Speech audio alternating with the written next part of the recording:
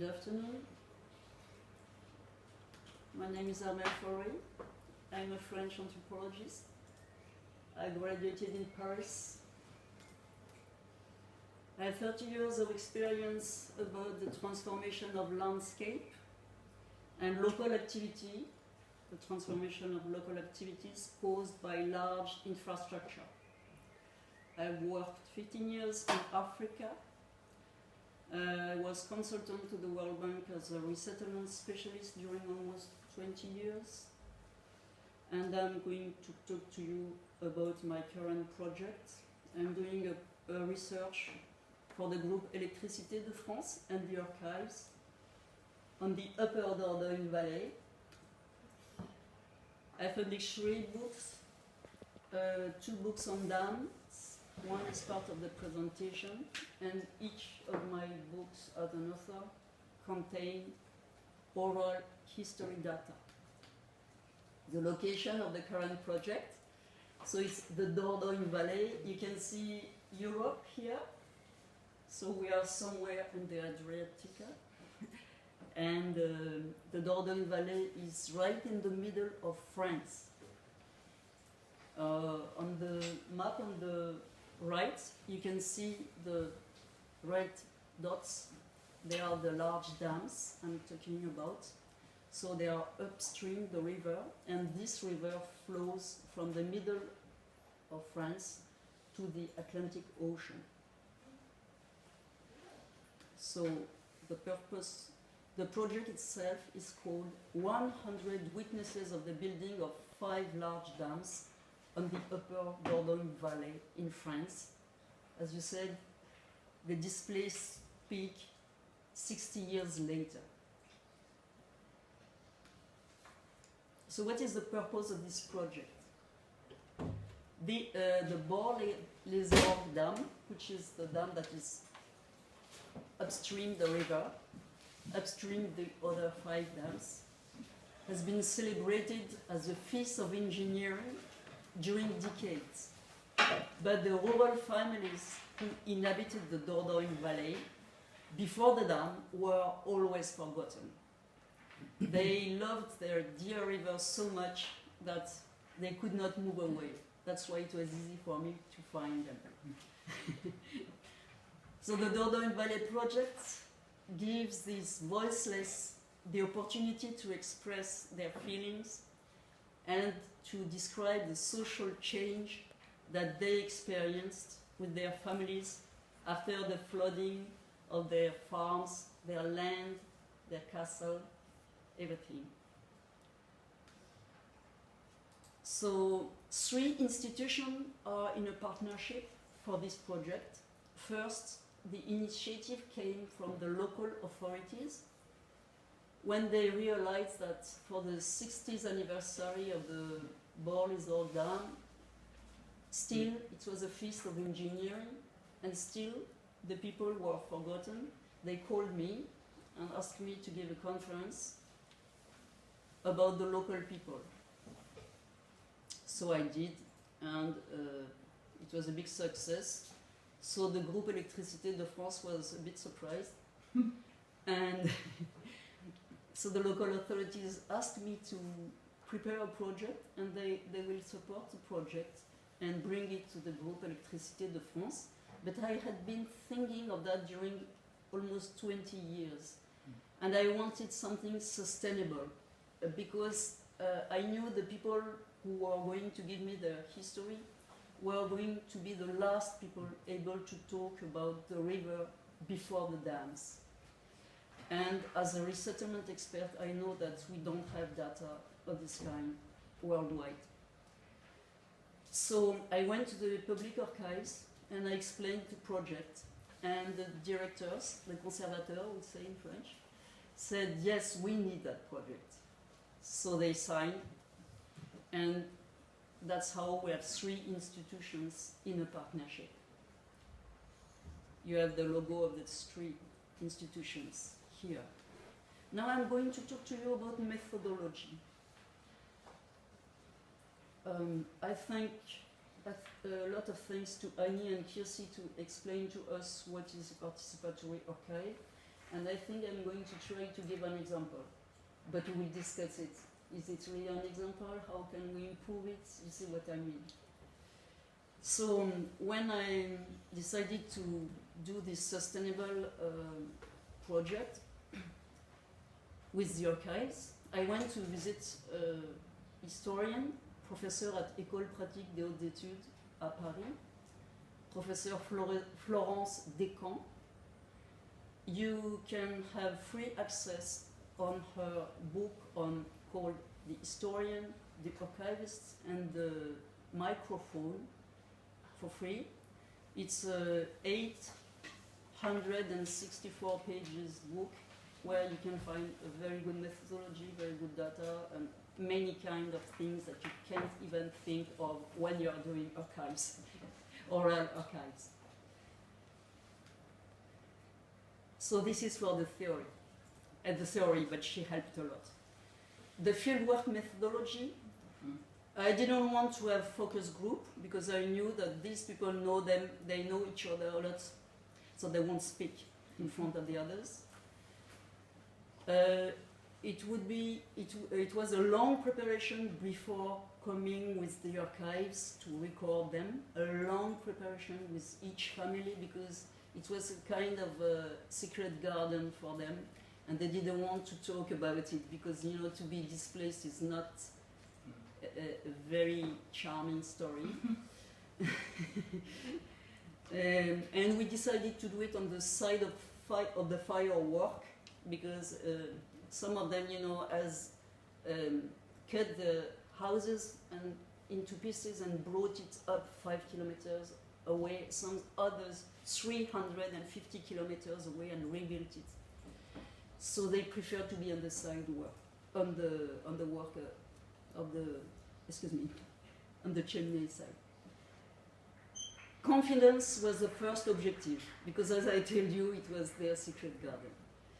So I decided to do a cathartic approach, and this cathartic approach had the objective to have this family to split for the idea of being, to shift from the idea of being, you know, the victims of the dam into becoming, thanks to the archives and also to the Électricité de France group that was the cause of their displacement.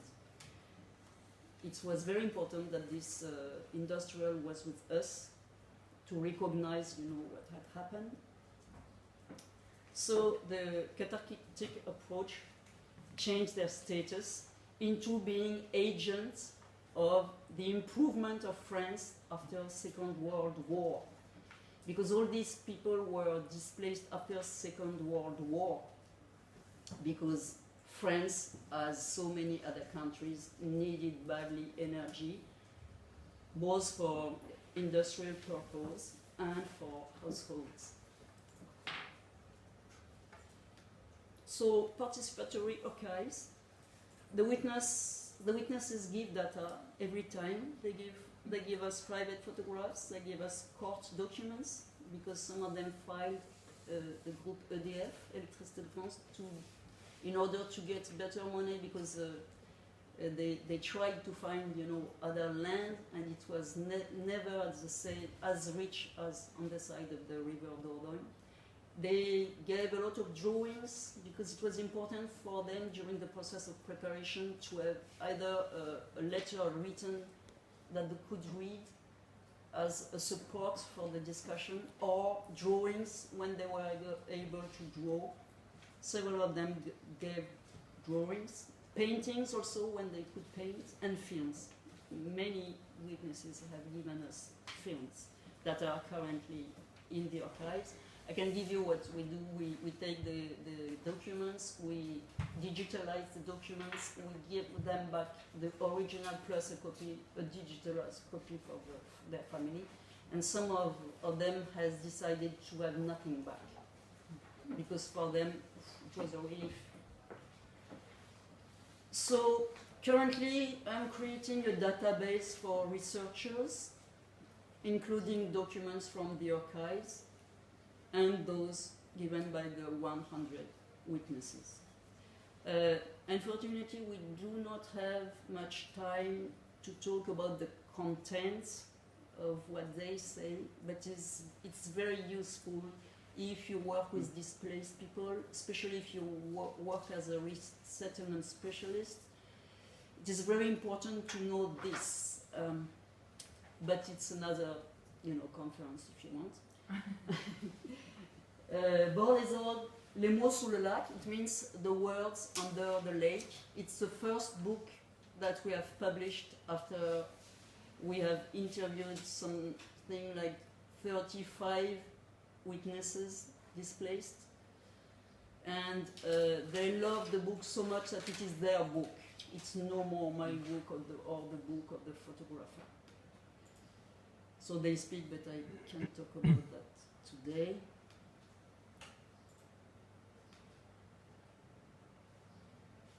We have an exception with the Chastandam, which is a success story.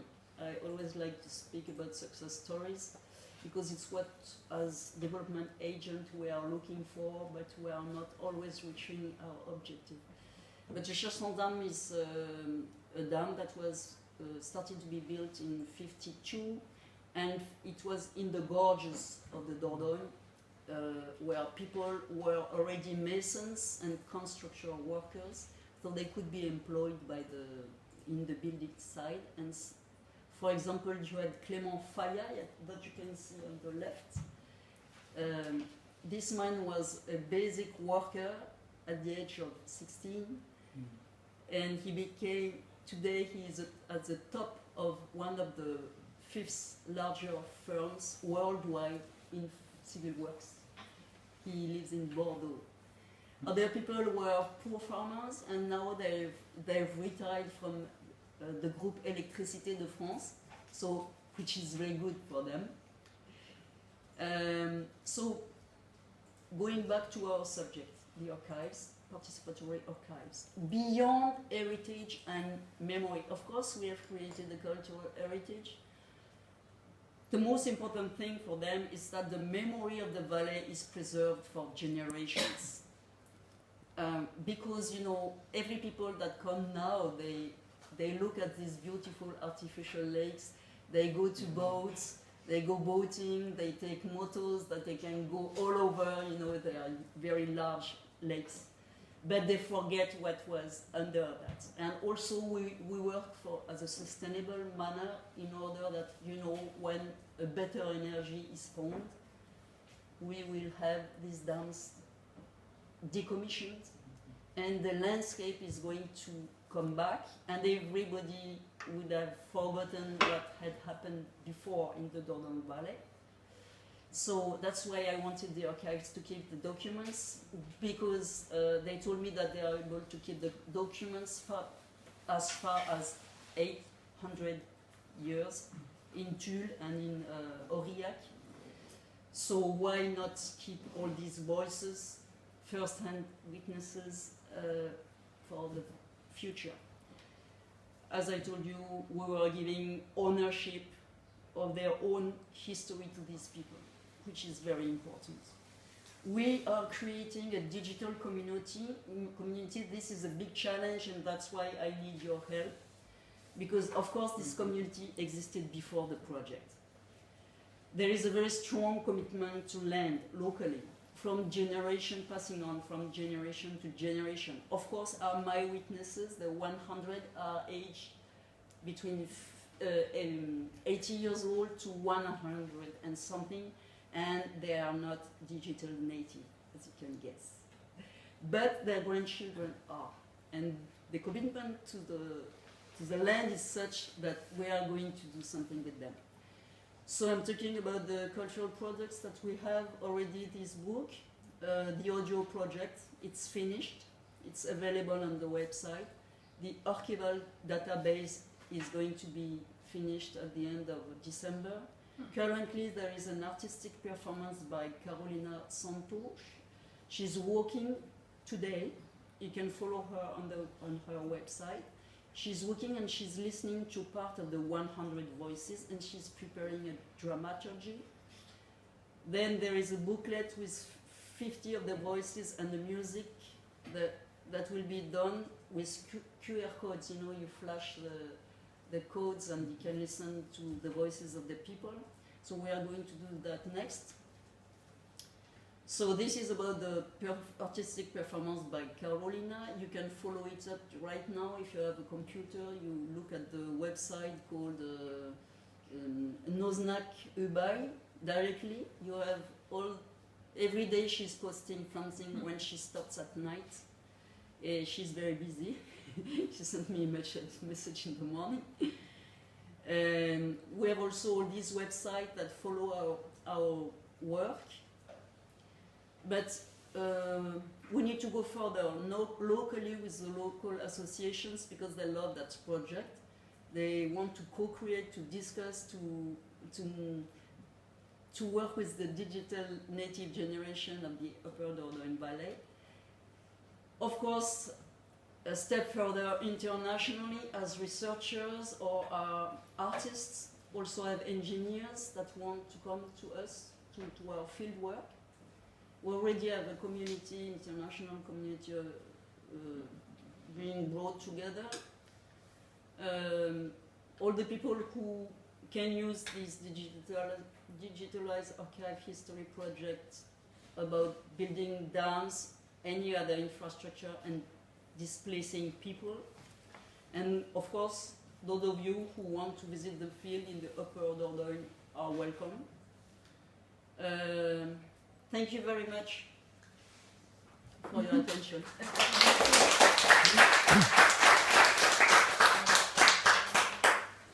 Thank you, Armelle. 16 minutes, sorry. I really